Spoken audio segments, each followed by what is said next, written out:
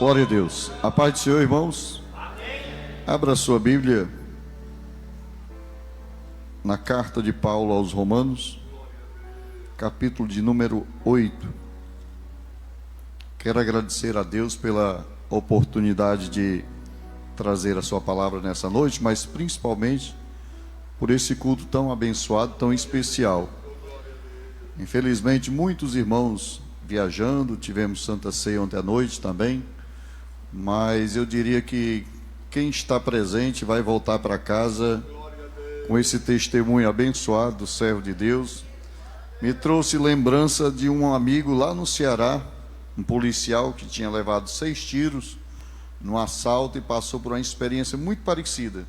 Ele estava contando aqui, eu lembrando ali o que aconteceu com um irmão, amigo, lá no Ceará, também muito semelhante. Amados, Romanos capítulo 8, versículo 1 e o versículo de número 38. Romanos capítulo 8, versículo 1 e o versículo 38. Versículo 1 está escrito: portanto, agora nenhuma condenação há para os que estão em Cristo Jesus, que não andam segundo a carne, mas segundo o Espírito. Versículo 38. Porque estou certo de que nem a morte, nem a vida, nem os anjos, nem os principados, nem as potestades, nem o presente, nem o porvir, nem a altura, nem a profundidade, nem alguma outra criatura nos poderá separar do amor de Deus que está em Cristo Jesus, nosso Senhor. Estamos iniciando mais um ano, e sempre que se inicia um ano, nós fazemos planos, propósitos, começamos a estabelecer metas para cumprir, projetamos algo, e às vezes fica também aquele receio nas nossas almas de que aquilo que foi ruim lá atrás, será que vai se repetir? O que pode vir de desagradável esse ano? Mas deixa eu dizer uma coisa para os irmãos que estão aqui nessa noite: nós somos conhecidos como o povo da fé. A Bíblia diz que nós somos o povo da fé. A Bíblia diz assim: eu creio no meu coração e eu falo. Eu confesso no meu coração, eu creio no meu coração e confesso com a minha boca. Eu trago à existência aquilo que não existe através da minha fé. Eu não sei o que vai acontecer em 2026, mas eu tenho uma convicção de que Deus vai continuar presente do meu lado, do seu lado também. Eu tenho convicção de que nós podemos passar problemas, como talvez tenha passado no ano passado, mas eu tenho certeza de uma coisa, de que Deus vai estar presente, vai nos dar livramento mais uma vez e vitória sobre as lutas e as dificuldades.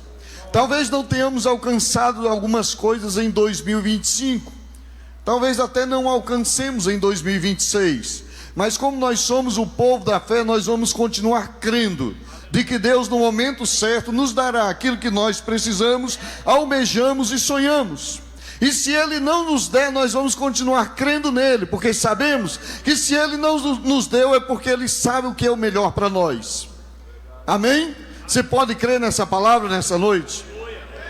E baseado nesse capítulo aqui de Romanos 8, eu sei que muitos irmãos aqui talvez não conhecem quem foi Carlos Spurgeon, ou Charles Spurgeon.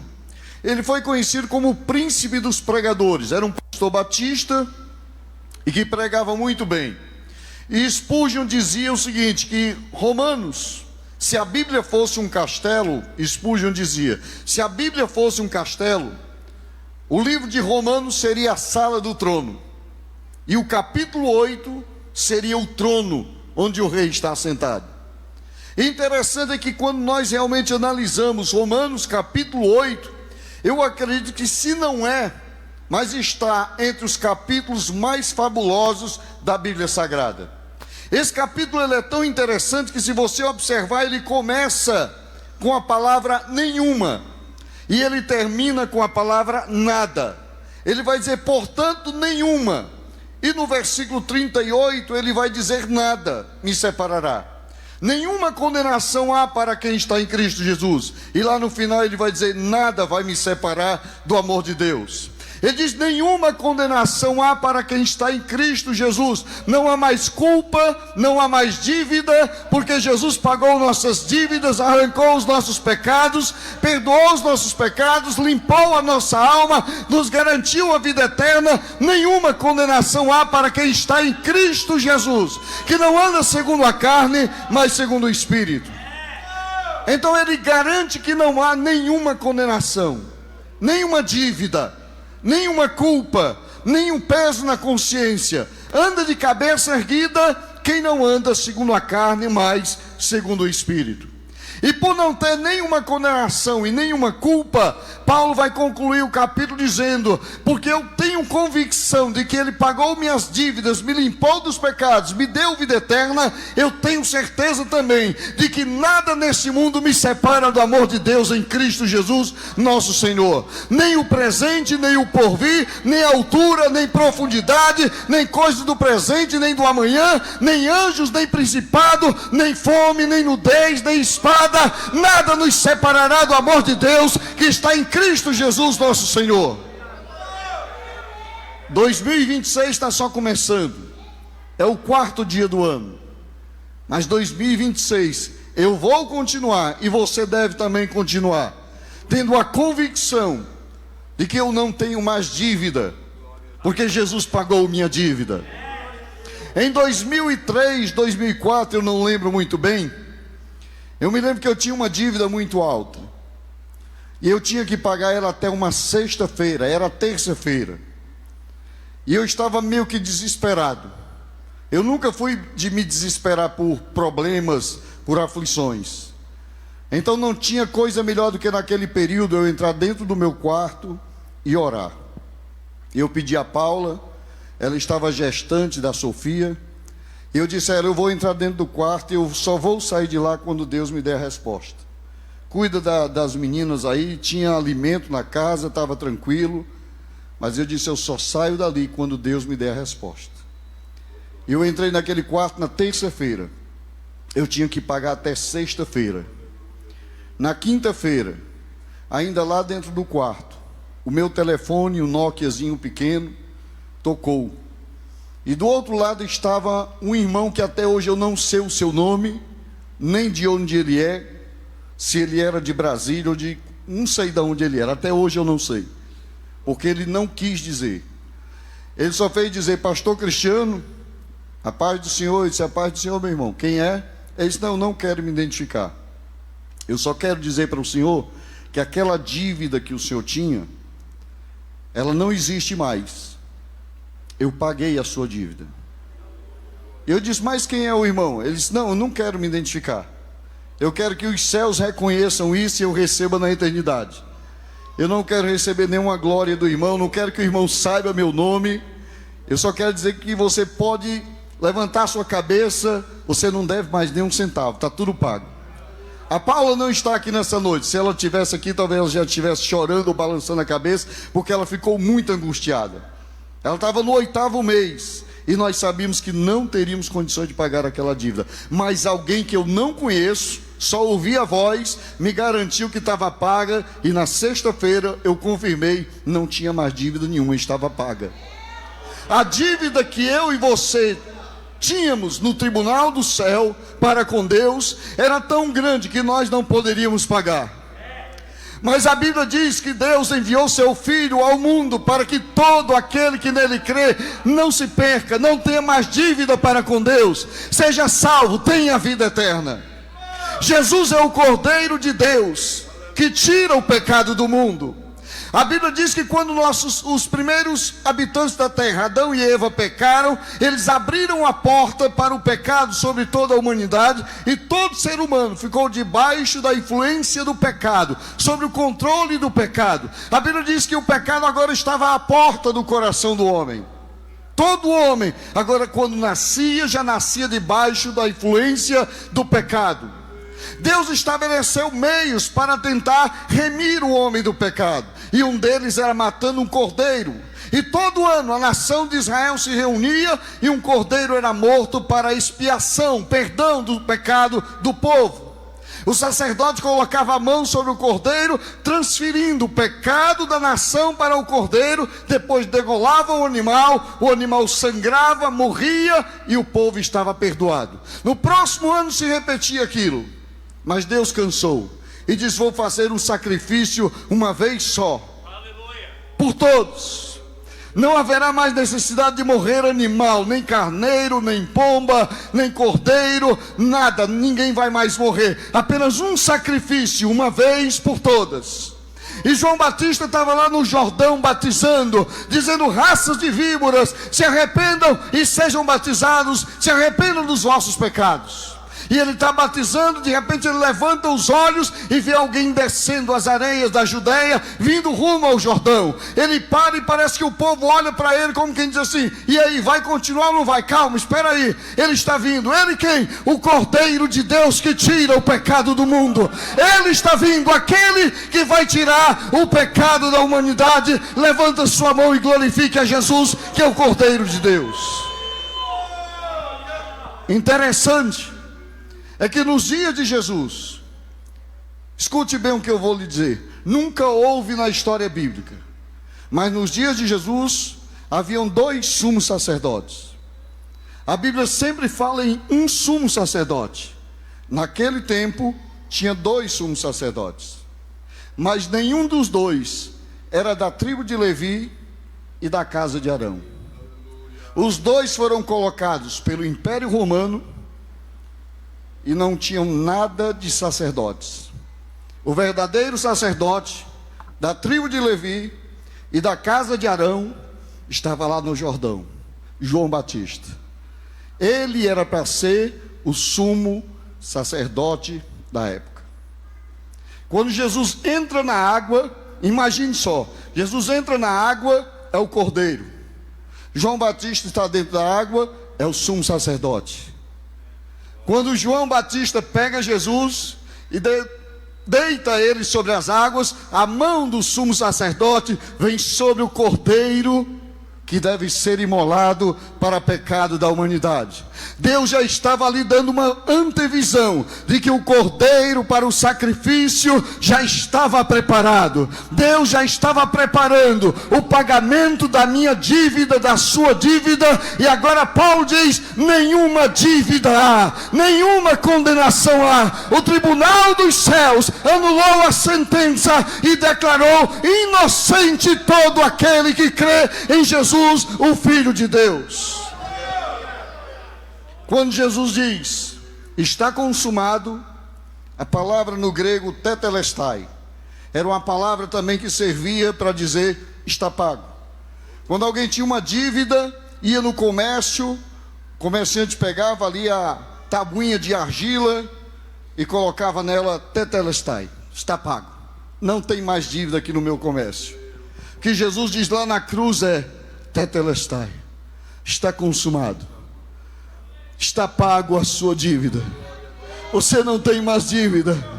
Tal qual naquele 2003, quando alguém pagou a minha dívida e eu chorei, dando glória a Deus. Será que podemos hoje glorificar e dizer obrigado, Jesus? Estou entrando em 2026 sabendo, não há mais dívida no cartório celestial, não há mais dívida no tribunal do céu. Deus nos declarou inocentes, a dívida está paga. E eu quero terminar essa palavra dizendo: ele não somente paga a dívida, mas ele me atrai de tal forma, e como atraiu você? Porque não há nada mais belo aos nossos olhos hoje, não há nada que nos atraia mais desse mundo, pelo menos eu espero que você creia assim. Não há nada que seja mais prazeroso, precioso, rico, vivo aos nossos olhos do que Jesus de Nazaré. Uma Ferrari pode ser muito bonita, uma mansão pode ser algo belo, uma cidade onde há uma beleza natural enche os nossos olhos, mas nada deve preencher mais o nosso coração do que a pessoa de Jesus de Nazaré, porque Ele pagou a nossa dívida, Ele nos amou e agora nós o amamos também. É por isso que podemos declarar: nenhuma condenação há sobre nós e nada nos separará do amor de Deus que está em Cristo Jesus, nosso Senhor. Erga sua mão e exalte aquele que nos amou. 2026, aquele que nos ama vai estar do nosso lado. Irmão Mário, né? 2026, aquele que fala conosco vai continuar falando. Ele fala com o seu povo, eu creio nisso. Eu sei quantas vezes eu já ouvi a voz dele. Ele fala conosco. Nosso Deus é real, Ele fala conosco. Ele opera milagres ainda entre nós.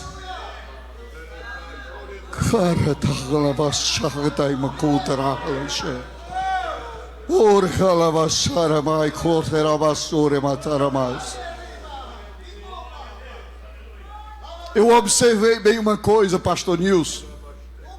Quando o irmão Mário terminou de dar o testemunho, ele falou de milagres, de um Deus que está vivo, que fala conosco. Mas quando ele devolve o microfone que o pastor Nilson pega, o pastor Nilson comenta rapidamente sobre o milagre. Mas ele vai nos dar uma exortação dizendo: não adianta servir a Deus e servir o mundo.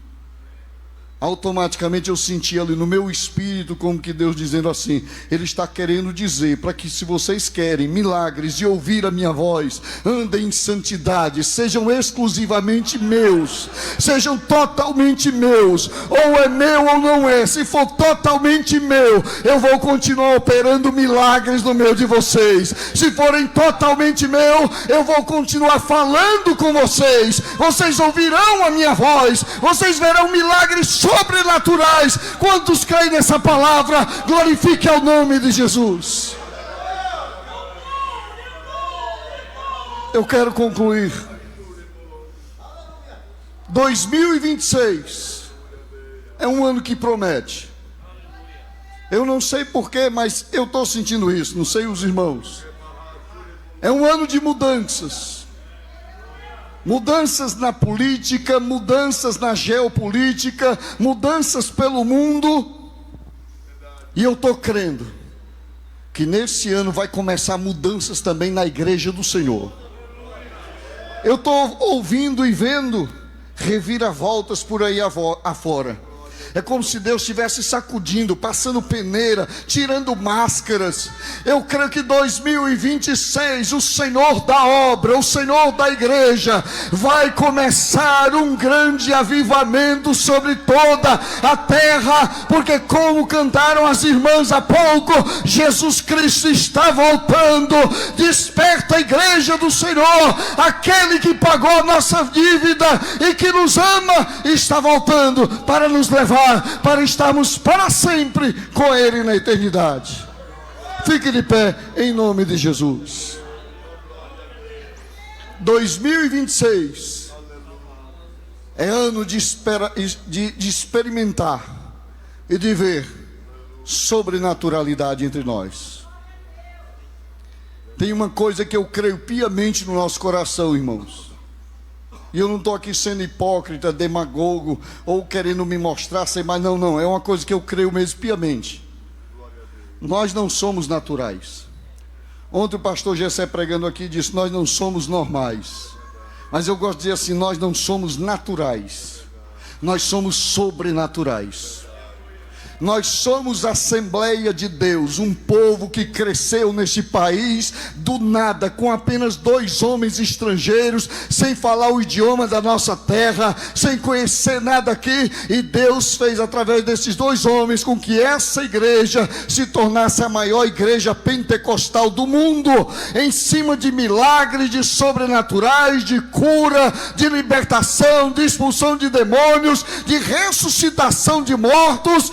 Deus é o mesmo, Ele não mudou, e em 2026 Ele vai continuar operando entre nós. Se você crê, glorifique o nome de Jesus nessa noite. Eu quero convidar nessa noite a você que entrou nesse santuário. Talvez você esteja até afastado da fé. Eu estou lhe convidando urgentemente a voltar para Cristo. Os dias são findos. Chegamos nos dias finais, em que logo Jesus voltará para levar os que lhe pertencem. Eu quero lhe convidar nessa noite. Você que já pertenceu a uma igreja, já congregou numa igreja, mas não está mais tão frequente. É hora de voltar para casa. É hora de dizer: Jesus, eu quero você. Eu quero andar contigo. Eu quero ter essa convicção que esse pregador está dizendo, de que não tem mais culpa sobre a minha vida. Eu quero o perdão dos meus pecados. E eu quero te amar e ter convicção de que nada me separará do teu amor. Eu quero convidar você nessa noite para sair do seu lugar. Você que talvez nunca entregou sua vida para Jesus, mas entrou nesse santuário nessa noite com sede de ouvir algo de Deus, de começar 2026 com uma vida nova, com mudança na vida, com transformação de história. Saia do seu lugar. Os irmãos, olhem-se do seu lado. Não tem uma pessoa que está carente de Jesus, que precisa de Jesus. Seja um evangelista agora, dentro do templo. Olhe ao seu lado, convide essa pessoa, traga ela à frente. Ou você de repente está precisando de oração de cura, algum problema grave. O Senhor da obra, que executa milagres e age no sobrenatural, está aqui nessa noite. Saia do seu lugar, em nome de Jesus. Nós não temos muito tempo, mas em nome de Jesus, eu lhe convido a vir nessa noite aqui. Os irmãos olhem bem do seu lado, à sua direita, à sua esquerda, atrás de você. Se há alguém que de repente você percebe, está chorando, precisa de Jesus, está cabisbaixo, está duvidoso, traga ele para Jesus nessa noite. Eu quero orar por você, em nome de Jesus. Saia do seu lugar agora. A igreja em oração. A igreja em oração. Nós precisamos orar mais na hora do apelo. A Assembleia de Deus era assim, orando mais na hora do apelo, dizendo: Jesus quebra correntes, Jesus desamarra os laços agora, que as almas sejam soltas agora em nome de Jesus. Saia do seu lugar. Saia do seu lugar em nome de Jesus. Eu vou passar para o pastor Nilson, ele vai continuar o convite, o apelo em nome de Jesus.